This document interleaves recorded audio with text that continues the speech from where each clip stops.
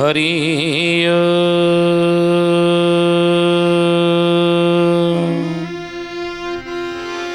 ओम भूर्भुवः स्वः तत्सवितुर्वरेण्यं भर्गो देवस्य धीमहि धियो यो नः प्रचोदयात्।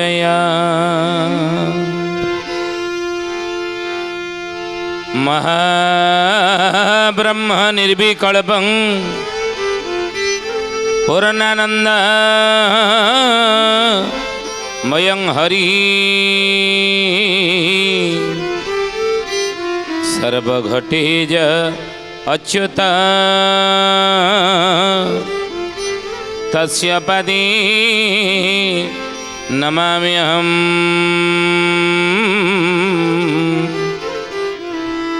तस्य पदे नमाम्यहम्। बोलिए महापुरुष अच्युतानंद जी की जय। सुधीयानी ज्ञानी गुणी मंडली आज अध्यायर आलोचना को आपण मानक स्वागत जनाऊँ। आज मालिका वचन आलोचन आम आलोचना करने जाऊँगी महापुरुषर गोटे पद जोटी लिखी उत्तरे साजिब दक्षिणे गाजिब पूर्वे न रहिबे केही झाड़ बाड़ घेनी जेतिक रहिबे कूल को विहन से। क्यों माने कूल को विहन ही रहिबे ना महापुरुष लिखिछन्ति। ज्यों माने विष्णु अंशे भक्त अवतार बाबो भगत अवतार सेही माने पाबो पुणी रहिबे संसार बाबो रहिबे संसार।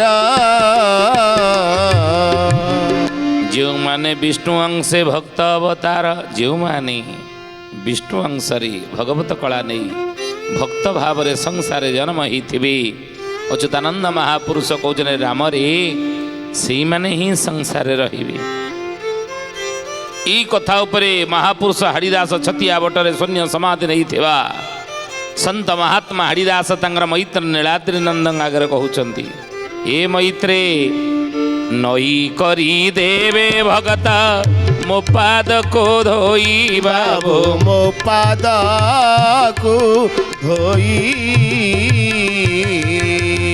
रखी मो सुदर्शन चक्र को घोड़ाई बाबो चक्र को घोड़ाई नई करी देवी भक्त मो पाद को धोई रखी मो सुदर्शन चक्र को घोड़ाई मु जाको रखी ये संसार तक मारिला वाला कही ना मु जाको मारी ये संसार तक रखिला वाला कही ना रे ही राम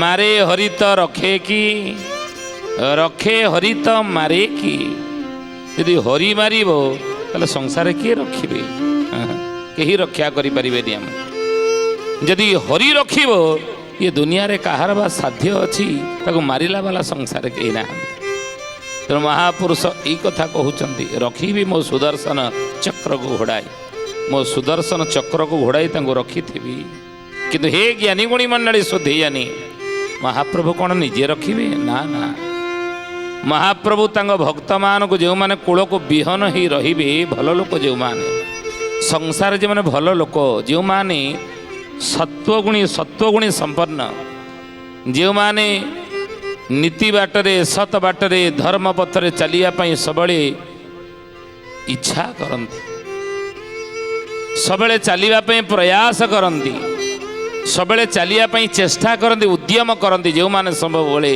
धर्म नीति आदर्श सत्य बाटरे चलिया पई जो माने धर्म पथर केबे विच्युत हेबा को इच्छा करंते नाही महापुरुष कहउछने सेही माने संसार कूल को विहन होकर रही आ भगवान कहते से माने किमिति रहिबे किए रक्षा करिबा ताकू ना रखिबी मो सुदर्शन चक्र को घोड़ाई मो सुदर्शन चक्र को घोड़ाई रखी किंतु हे ज्ञानी गुणी मंडली सुधीयानी मालिकारे ମାଳିକାର ନାମ ହେଉଛି ଉଦ୍ଧବ ଭକ୍ତି ପ୍ରଦାୟନୀ।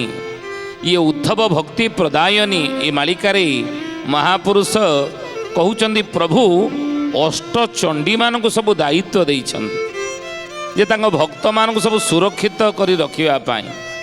କ'ଣ ସେ ଉଦ୍ଧବ ଭକ୍ତି ପ୍ରଦାୟନୀ ଲେଖା ଅଛି ଯେ ଭକ୍ତମାନେ କେଉଁ ଦେବୀମାନଙ୍କର ଦାୟିତ୍ୱରେ କେତେ ଭକ୍ତ ରହିବେ ସୁରକ୍ଷିତ ହେଇ ଆଜିର ମାଳିକା ବଚନର ଆଲୋଚନାରେ ଆମେ ଏଇ କଥାଟି ଶୁଣିବା। କ'ଣ କହିଲେ? କହିଲେ ଥାନେଶ୍ୱର ଠାରୁ ଶ୍ରୀକ୍ଷେତ୍ର ପର୍ଯ୍ୟନ୍ତ 64 ଭଗତ ଥିବା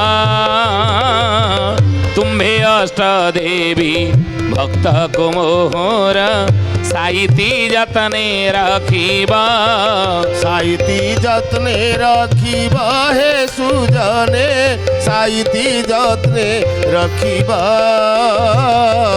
ସାଇତି ଯତ୍ନେ ରଖିବା ହେ ସୁଜନେ, ସାଇତି ଯତ୍ନେ ରଖିବା। ଥାନେଶ୍ୱର ଠାରୁ ଶ୍ରୀକ୍ଷେତ୍ର ପର୍ଯ୍ୟନ୍ତ 64 ଭକ୍ତ ଥିବ। ତୁମ୍ଭେ ଅଷ୍ଟଦେବୀ ଭକ୍ତଙ୍କୁ ମୋହର ସାଇତି ଯତ୍ନ ଲେଖିବ। ମହାପ୍ରଭୁ କହୁଛନ୍ତି ଇଏ କଳି କଳମ ସରୁ କଳି ତାପରୁ ଏ ମୋର ଅଷ୍ଟଚଣ୍ଡୀମାନେ ତୁମେ ମୋ ଭକ୍ତମାନଙ୍କୁ ସାଇତି ରଖିବ। ଏ ମିଳେଛ ସଂହାର ଲୀଳାରୁ କଳି ତାପରୁ ଆଦି ଦୈବିକ ଆଧ୍ୟାତ୍ମିକ ଆଦି ଭୌତିକ ଏ ତ୍ରିତାପରୁ ମୋ ଭକ୍ତମାନଙ୍କୁ ତୁମେ ସୁରକ୍ଷିତ କରି ରଖିଥିବ। ମୁଁ ତମ ଜିମା ଦଉଛି। ଆଉ ଏ ବାଣୀ ଶୁଣିଣ ଅଷ୍ଟଦେବୀ ଗଣ ଛାମୁରେ ଉଭା ହୋଇଲେ, କାହାକୁ କେତେ ମା ରଫତ କରିବା ଆଜ୍ଞା କର ଶ୍ରୀ ଛାମୁରେ। ଆଜ୍ଞା କର ଶ୍ରୀ ଛାମୁରେ ମହାପ୍ରଭୁ, ଆଜ୍ଞା କର ଶ୍ରୀ ଛାମୁରେ। ଆଜ୍ଞା କର ଶ୍ରୀ ଛାମୁରେ ମହାପ୍ରଭୁ, ଆଜ୍ଞା କର ଶ୍ରୀ ଛାମୁରେ। बोलिए महापुरुष अच्युतानंद जी की ଜୟ। पुणी मंडली शुद्धि जानी भल भाव भावी देख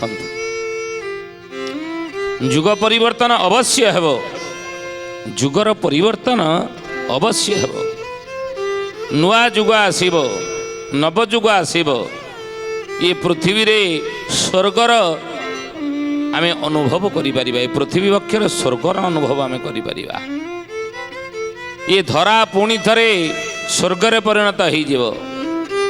आउ एठारे बसवास करुथिबा लोक माने देवता भली हेबे।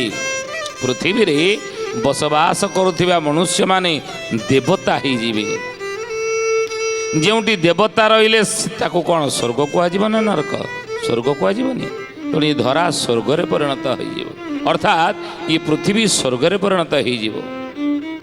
किंतु महापुरुष कहउचनी बाबूरे ये स्वर्गरे परिणत हवा पूर्वरु कहीं ना गढ़ी न भांगिले पृष्टि कहीं ठाव होता,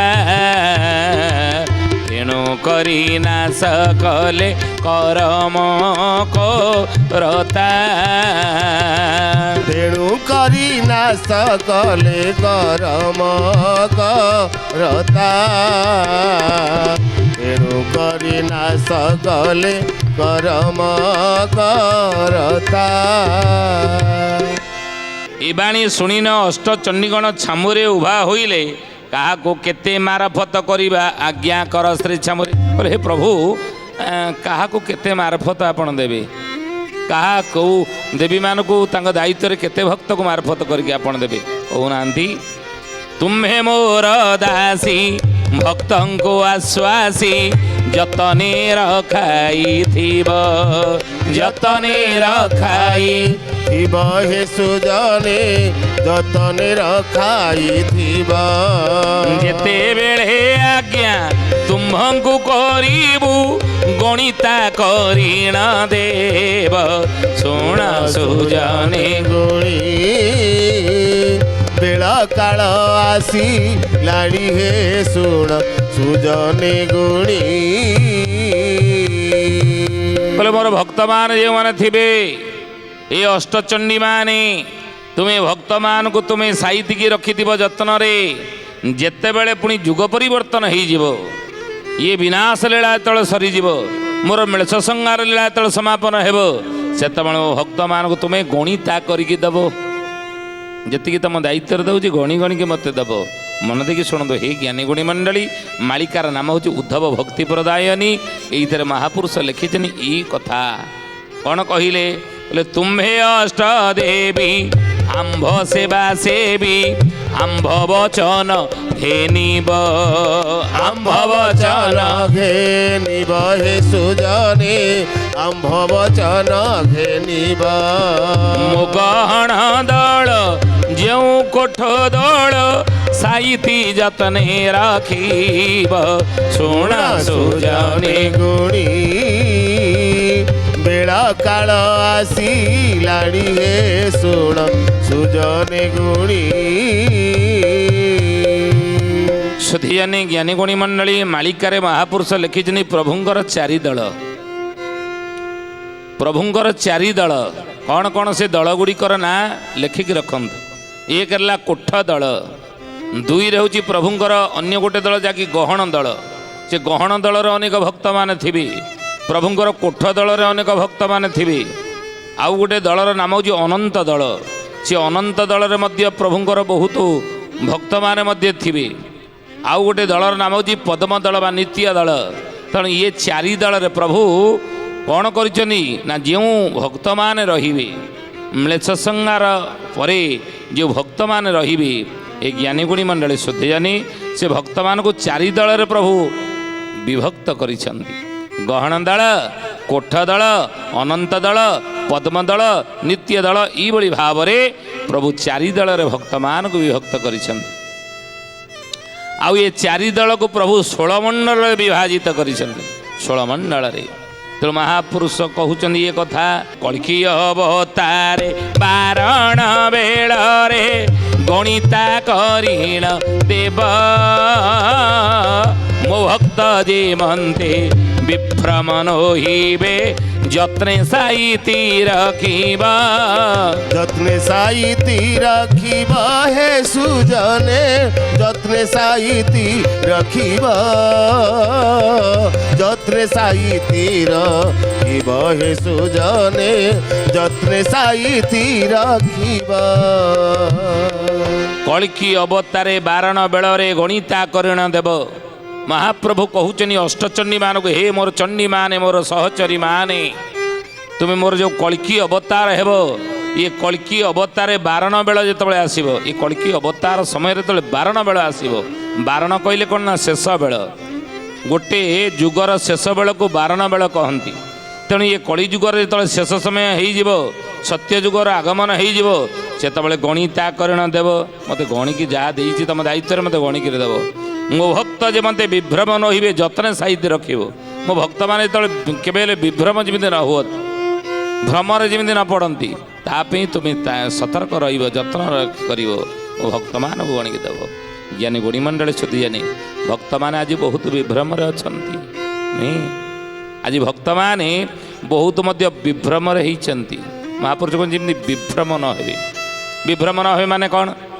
ମାଳିକାରେ ଅନେକ କଥା କୁହାଯାଉଛି, ଅନେକ କଥାର ଆଲୋଚନା ହେଉଛି। ଅମୁକ ମସିହାରେ ଅମୁକ ହେବ, ଅମୁକ ଅଙ୍କରେ ଅମୁକ ଘଟଣା ଘଟିବ, ଯେ ଏଇଆ ସବୁ ଘଟଣା ଘଟିବ।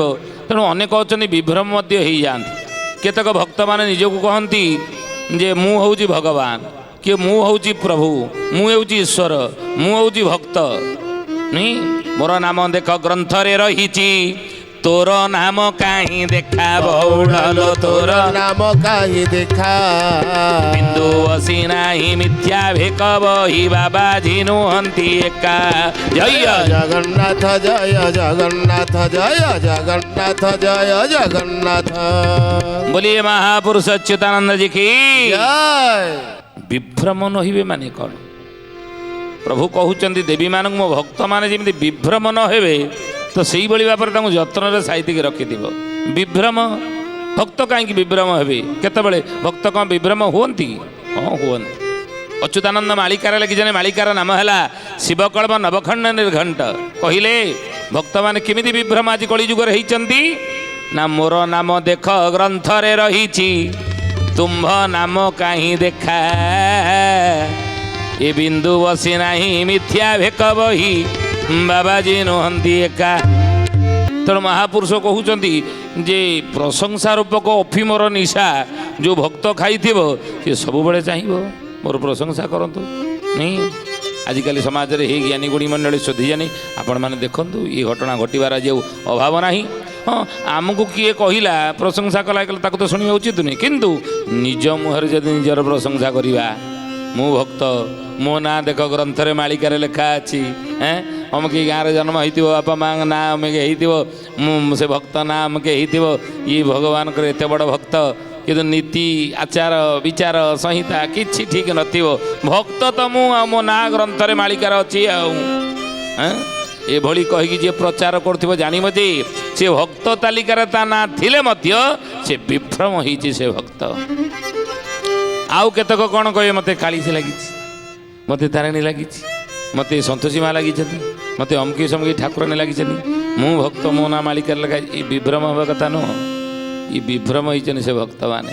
ତେଣୁ ସେଇଥିପାଇଁ ମହାପୁରୁଷ ଲେଖିଲେ ଏ କଥା, ମୋର ନାମ ଦେଖ ଗ୍ରନ୍ଥରେ ରହିଛି, ତୁମ୍ଭ ନାମ କାହିଁ ଦେଖା ବଉଡ଼ଲୋ ତୁମ୍ଭ ନାମ କାହିଁ ଦେଖା ବିନ୍ଦୁ ବସି ନାହିଁ ମିଥ୍ୟା ଭେକ ବହି ବାବାଜୀ ନୁହନ୍ତି ଏକା। ଜୟ ଜଗନ୍ନାଥ ଜୟ ଜଗନ୍ନାଥ ଜୟ ଜଗନ୍ନାଥ ଜୟ ଜଗନ୍ନାଥ। ତେଣୁ ମହାପୁରୁଷ କହୁଛନ୍ତି ମୋ ଭକ୍ତମାନେ କଳିଯୁଗରେ ଅନେକ ବିଭ୍ରମ ହେବେ। ପ୍ରଭୁ କହିଲେ ହେ ଅଷ୍ଟଚଣ୍ଡୀ ମାନେ ତାଙ୍କୁ ଟିକେ ଭଲକି ବୁଝେଇ ବାଜେଇ ଯତ୍ନରେ ରଖିଥିବ, ବିଭ୍ରମ ଯେମିତି ନ ହେବେ ଏଭଳିଆ। ଭକ୍ତି କଳା ତାଙ୍କ ଭିତରେ ରହିବ ନାହିଁ, ଭକ୍ତି ନଷ୍ଟ ହେଇଯିବ।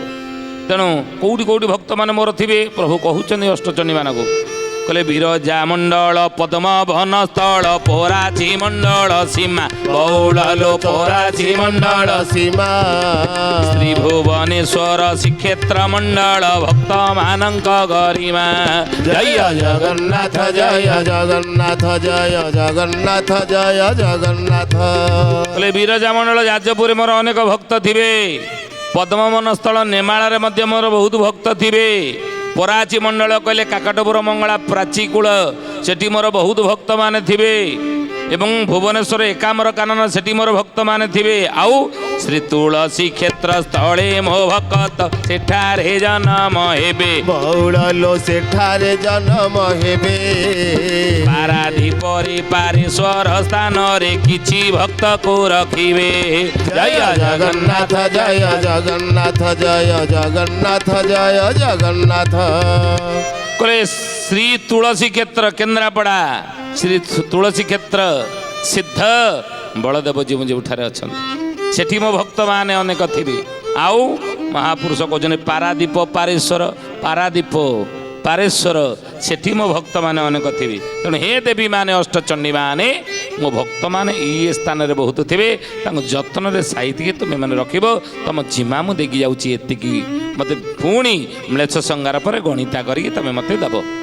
ଏ ଜ୍ଞାନୀ ଗୁଡ଼ି ମଣ୍ଡଳରେ କାହାକୁ କେତେ ଭକ୍ତ ଦେଲେ, କହିଲେ କହନ୍ତି ଶ୍ରୀଧର ଦେବୀଙ୍କ ଆଗର ବିମ୍ବଳାଇକି ଅନାଇ ବଉଳଲୋ ବିମ୍ବଳାନିକୁ ଅନାଇ 8 ଯେ ତୁମ ମାରଫତ ନିୟ ଗଣିତା କରାଇ। ଜୟ ଜଗନ୍ନାଥ ଜୟ ଜଗନ୍ନାଥ ଜୟ ଜଗନ୍ନାଥ ଜୟ ଜଗନ୍ନାଥ। ବିମଳା, ବିମଳା କଲେ ବିମଳା ପୁରୀ ରହିଛନ୍ତି ଅଷ୍ଟଚଣ୍ଡୀ ମାନଙ୍କ ଭିତରେ ମା ବିମଳା ଠାକୁରାଣୀ। ତେଣୁ ସେଇ ବିମଳାକୁ ଚାହିଁକି ମହାପ୍ରଭୁ କହୁଛନ୍ତି ହେ ବିମଳାଇ, ହେ ଠାକୁରାଣୀ, ହେ ଦେବୀ, ତୁମ ଦାୟିତ୍ୱରେ ମୁଁ 800 ଭକ୍ତଙ୍କୁ ଦେଲି। ଏ 800 ଭକ୍ତମାନଙ୍କୁ ତୁମେ ସାଇତିକି ଯତ୍ନରେ ରଖିବ। ଆଉ କାହାକୁ ପ୍ରଭୁ କେଉଁ ଦେବୀଙ୍କ ଦାୟିତ୍ୱରେ ଆଉ କେତେ ଦେଲେ ନା ବିରଜାଙ୍କୁ ଚାହିଁ କହନ୍ତି ଗୋସାଇଁ 10,000 ତୁମ ଜିମା ସିଂହ ସାରଳାଙ୍କୁ 7,000 ଦେଇ ରଖିବ ତୁମର ସୀମା, ରଖିବ ତୁମର ସୀମା ହେ ସୁଜନେ ରଖିବ ତୁମର ସୀମା, ରଖିବ ତୁମର ସୀମା ହେ ସୁଜନେ ରଖିବ ତୁମର ସୀମା। ବିରଜାଙ୍କୁ ପ୍ରଭୁ ଦେଲେ 10,000 ଭକ୍ତମାନଙ୍କୁ ତାଙ୍କ ଜିମା, ସିଂହ ସାରଳାଙ୍କୁ 7,000, ଗୋପାଳୁଣୀକି 7,000, ସମଲାଇ 10 ସହସ୍ର ଭକ୍ତମାନେ ମା ସମଲାଇଙ୍କ ମାରଫତରେ ଦେଲେ ପ୍ରଭୁ। କୁଆଁସ ମଙ୍ଗଳାକୁ 5 ସହସ୍ର ତାଙ୍କ ମାରଫତରେ ପ୍ରଭୁ ଦେଇଛନ୍ତି। ଏଇଭଳି ପ୍ରଭୁ ଅଷ୍ଟଚଣ୍ଡୀମାନଙ୍କୁ ଏତିକି ଏତିକି ଭକ୍ତମାନଙ୍କୁ ମାରଫତ ଦେଲେ। କହିଲେ ଯେ ବିର୍ଜା ଗରୁଡ଼ଙ୍କୁ ଚାହିଁଣ ଶ୍ରୀହରି ବୋଲନ୍ତି ହେ ତୁମ୍ଭେ ଶୁଣ ଆଉ ସେ ପଦ୍ମେକ ଭକତ ଯେତେକ ତୁମ୍ଭ ମାରଫତ ଜାଣ ତୁମ୍ଭ ମାରଫତ ଜାଣ ହେ ସୁଜନେ ତୁମ୍ଭ ମାରଫତ ଜାଣ ତୁମ୍ଭ ମାରଫତ ଜାଣ ହେ ସୁଜନେ ତୁମ୍ଭ ମାରଫତ ଜାଣ। ତୁମ୍ଭେ ମୋର ଦାସୀ ଭକ୍ତଙ୍କୁ ଆଶ୍ୱାସୀ ଯତନେ ରଖାଇଥିବ ଯେତେବେଳେ ଆଜ୍ଞା ତୁମ୍ଭଙ୍କୁ କରିବୁ ଗଣିତା କରିଣ ଦେବ। ଯେତେବେଳେ ଆଜ୍ଞା ଦେବୁ ହେ ଦେବୀ ମାନେ ତୁମେ ଗଣିକିରି ମୋତେ ଏତିକି ଏତିକି ସବୁ ଦେବ। ଜ୍ଞାନୀ ଗୁଣୀ ମଣ୍ଡଳୀ ଏ ମାଳିକା ଉଦ୍ଧବ ଭକ୍ତି ପ୍ରଦାୟିନୀ ପ୍ରଭୁ କହିଛନ୍ତି। ଆମେ ସେଇ ବିଷୟ ଆଜିର ମାଳିକା ବଚନେ ଆଲୋଚନା କଲେ। ଯୁଗ ଶେଷ ପରେ ବା ଯୁଗ ପରିବର୍ତ୍ତନ ପରେ ଯେଉଁ ଭକ୍ତମାନେ ରହିବେ ଏଇ ଦେବୀମାନଙ୍କର ମାରଫତରେ ସେଇମାନେ କୂଳକୁ ବିହନ ହେଇକି ହିଁ ରହିବେ। ବୁଝିଲେ? ଆଜି ତ ସମୟ ହେଇଛି ତ ଆସନ୍ତୁ ବାଣୀକି ବିରାମ ଦେବା ସେ ପ୍ରଭୁଙ୍କର ନାମ ନେଇ। ବୋଲା ହରି ବୋଲା ହରି ବୋଲା ବୋଲା ହରି ହରି ବୋଲା ହରି ବୋଲା ହରି ବୋଲା ବୋଲା ହରି ହରି ଜୟ ଜଗନ୍ନାଥ ଆଦି କନ୍ଦ ମଦନ ମୁରାରୀ ଜୟ ଜଗନ୍ନାଥ ଆଦି କନ୍ଦ ମଦନ ମୁରାରୀ ବୋଲା ହରି ବୋଲା ହରି ବୋଲା ବୋଲା ହରି ହରି ବୋଲା ହରି ବୋଲା ହରି ବୋଲା ବୋଲା ହରି ହରି। ସୁଧୀୟନୀ ଆଜି ପାଇଁ ଆସନ୍ତୁ ବାଣୀକି ଏଠାରେ ବିରାମ ଦେବା। ପୁଣି ଆସନ୍ତା ଅଧ୍ୟାୟରେ ଭେଟ ହେବା। ରହୁଛୁ ହରି ଓମ୍ ଶାନ୍ତି ଶାନ୍ତି ଶାନ୍ତି ସର୍ବାରିଷ୍ଟ ସୁଶାନ୍ତିରେ ଭବତୁ। ପ୍ରାର୍ଥନା ଆମ ଆନନ୍ଦର ଉତ୍ସ।